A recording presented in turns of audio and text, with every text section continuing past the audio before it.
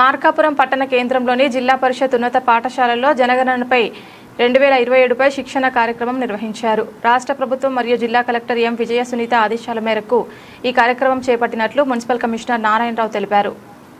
ఈ సందర్భంగా ఆయన మాట్లాడుతూ మున్సిపాలిటీలోని 35 వార్డులకు గాను మొత్తం 132 మంది ఎన్యూమరేటర్లు, ప్రతి 6 మందికి ఒక సూపర్వైజర్ నియమించినట్లు వెల్లడించారు. వారందరికీ 3 విడతలుగా శిక్షణ అందిస్తున్నామని పేర్కొన్నారు. జనగణన ప్రక్రియ 2 విడతలుగా జరుగుతుందని, మొదటి విడతగా మే 1 నుంచి 31 వరకు గృహాల లెక్కింపు నిర్వహించనున్నట్లు తెలిపారు. అంతకుముందు ఏప్రిల్ 16 నుంచి 30 వరకు స్వీయ గణన నిర్వహిస్తున్నామని, ఈ ప్రక్రియలో ప్రజలు తమ ఇళ్లలో నుంచే ఆన్లైన్ యాప్ ద్వారా కుటుంబ సభ్యుల వివరాలు నమోదు చేసుకునే అవకాశం కల్పించినట్లు చెప్పారు. నమోదు పూర్తయ్యాక వచ్చే ఐడి నెంబర్ను ఎన్యూమరేటర్లకు అందిస్తే ప్రక్రియ త్వరగా పూర్తవుతుందని వివరించారు. కేంద్ర ప్రభుత్వం సేకరించిన వివరాలను పూర్తిగా గోప్యంగా ఉంచుతుందని, ప్రజలు ఎలాంటి సందేహాలు పెట్టుకోవాల్సిన అవసరం లేదని స్పష్టం చేశారు.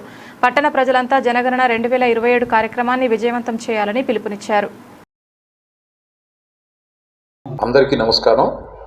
మన భారత ప్రభుత్వం వారి యొక్క ఆదేశాల ప్రకారం ఈ జనాభా గణన ఏదైతే ప్రారంభమైందో దీనికి సంబంధించి మన మార్కాపురం పురపాలక సంఘంలో ఉన్నటువంటి మొత్తం 35 వార్డుల్ని కూడా మనం 135 హెచ్ఎల్బీల కింద, హౌస్ లిస్టింగ్ బ్లాకుల కింద విడగొట్టి ప్రతి ఎన్యూమరేటర్కి కూడా 132 మంది ఎన్యూమరేటర్స్ని మనం అపాయింట్ చేసుకుని ప్రతి ఎన్యూమరేటర్కి దాదాపు 150 నుంచి 180 హౌస్ హోల్డ్స్ వచ్చే విధంగా ప్రతి ఒక్కరికి కూడా ఇబ్బంది లేని విధంగా మనం అపాయింట్ చేసుకుని ఒక యాక్షన్ ప్లాన్ తయారు చేసుకోవడం జరిగింది. అదేవిధంగా ఈ 132 మంది ఎన్యూమరేటర్స్ ఎవరైతే ఉన్నారో వీళ్ళందరికీ కూడా ప్రతి 6గురికి ఒక సూపర్వైజర్ చొప్పున సూపర్వైజరీ క్యాడర్ ఆఫీసర్స్ని కూడా మనం అపాయింట్ చేసుకుని దీనికి సంబంధించి 3 విడతలుగా, మొట్టమొదటిది ఆల్రెడీ మొదటి విడత ట్రైనింగ్ కంప్లీట్ అయింది. రెండో విడత నిన్న, ఈరోజు, రేపు మనం కండక్ట్ చేసుకోవడం జరుగుతోంది.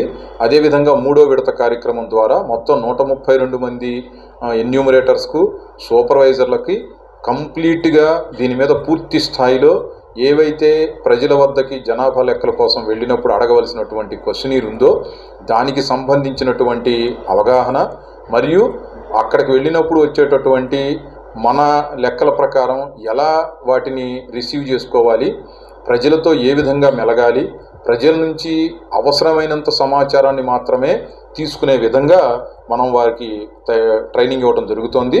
ఇందులో భాగంగా ఇప్పుడు మనకి మే 1వ తేదీ నుంచి ఈ ఎన్యూమరేషన్ అనేది ఇంటింటికి తిరిగి చేసేటటువంటి కార్యక్రమం ప్రారంభమవుతుంది. దీనికి భాగంగా ఈసారి ప్రభుత్వం వారు మొట్టమొదటిగా ప్రజల్లో తగినంత అవగాహన కల్పించడం కోసం ఈ జనాభా గణనకి సంబంధించినటువంటి ప్రచారం కోసం ఈ ఏప్రిల్ 16వ తేదీ నుంచి 30వ తేదీ వరకు కూడా స్వీయ గణన ఏదైతే వాళ్ళ యొక్క ప్లేస్టోర్లో నుంచి యాప్ని డౌన్లోడ్ చేసుకుని దానిలో వారి యొక్క స్వీయంగా, అంటే స్వతంత్రంగా, స్వయంగా వాళ్ళకి సంబంధించినటువంటి డేటాని దాంట్లో గనక ఎంటర్ చేసినట్లయితే ఇది వాళ్ళకు ఒక నెంబరు, ఐడి నెంబర్ రావటం జరుగుతుంది. రేపు 1వ తేదీ నుంచి మన ఎన్యూమరేటర్స్ మీ ఇంటికి వచ్చినప్పుడు ఈ నెంబర్ని కనుక చెప్పినట్లయితే అది ఆ నెంబర్ని ఎంటర్ చేసి మీరు ఏదైతే ఎంటర్ చేసుకున్నారో డేటా అంతా కూడా డిస్ప్లే అవుతుంది. అయితే ఇందులో ఇప్పుడు తెలియకో ఏదన్నా పొరపాటునో లేకపోతే ఏదైనా పెట్టినప్పటికీ కూడా రేపు మనకి ఇంటికి వచ్చినప్పుడు వాళ్ళు చెప్పినప్పుడు దాన్ని ఎడిట్ చేసేటటువంటి అవకాశం కూడా ఉంటుంది. అయితే ప్రజలంతా కూడా ఒక్కసారి అవగాహన కోసం ఈ రోజు నుంచి జరిగేటటువంటి ఈ స్వీయ గణన, సెల్ఫ్ అసెస్మెంట్ ఏదైతే ఉందో దీన్ని ఖచ్చితంగా అందులో ఫిల్ చేసుకుని దాని పట్ల తగినటువంటి అవగాహన కలిగి ఉండాలని కోరుకుంటున్నాం. అదేవిధంగా ఎన్యూమరేటర్స్కి మీరు ఏ విధమైనటువంటి మీ గోప్యతకి సంబంధించినటువంటి విషయాలు ఏవి కూడా చెప్పనవసరం లేదు. అలాగే ఏ విధమైనటువంటి డాక్యుమెంట్ ఎవిడెన్స్లు కూడా ఇవ్వవలసినటువంటి అవసరం అయితే లేదు. మనము మీ ఇంటి యొక్క స్వభావం, మొట్టమొదట ఇంటికి సంబంధించినటువంటి, గృహాలకు సంబంధించినటువంటి సమాచారాన్ని సేకరించడం జరుగుతుంది. రెండో ఫేజ్లో జనాభా లెక్కకి సంబంధించినటువంటి సేకరణ జరుగుతుంది.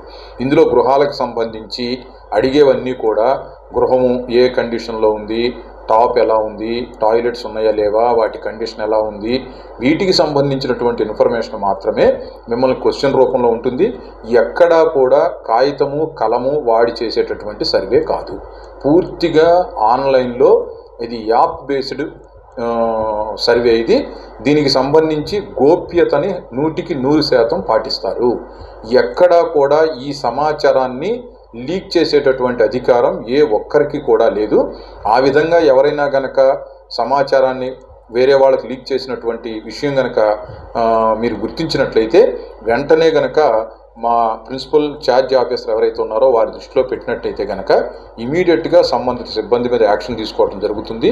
కాబట్టి ప్రతి 10 సంవత్సరాలకి ఒకసారి జరిగేటటువంటి ఈ జనాభా లెక్కల సేకరణ ద్వారా, ఈ గృహాల గణన ద్వారా మన భారతదేశానికి, మన రాష్ట్రానికి, మన పట్టణానికి రాబోయే రోజుల్లో ఏ విధమైనటువంటి ప్రణాళిక మనం తయారు చేసుకోవాలి, ఏ కేటగిరీ ఆఫ్ పీపుల్ ఎట్లా ఉన్నారు, వాళ్ళకి ఉన్నటువంటి సౌకర్యాలు ఏమిటి, ఏ రంగంలో మనం ఎక్కువ పెట్టుబడులు పెట్టవాలి, ఏ రంగం మీద మనం కాన్సన్ట్రేట్ చేయాలి, ప్రయారిటీ బేస్డ్గా ఏ విధంగా వెళ్ళాలనేటటువంటి సమగ్రమైనటువంటి ఒక ప్రణాళికను మనం రచించుకోవడానికి ఇది ఎంతో దోహదపడుతుంది. కాబట్టి దయచేసి అందరూ కూడా సహకరించాలని చెప్పని, ఏ విధమైన అనుమానాలు ఉన్నా కూడా ఛార్జ్ ఆఫీసర్గా మున్సిపల్ కమిషనర్ ఉంటారు కాబట్టి ఏది ఉన్నప్పటికీ కూడా మీరు మా దృష్టిలో పెట్టి అనుమానాలు నివృత్తి చేసుకోవాలని చెప్పి ఈ సందర్భంగా కోరుకుంటున్నాను.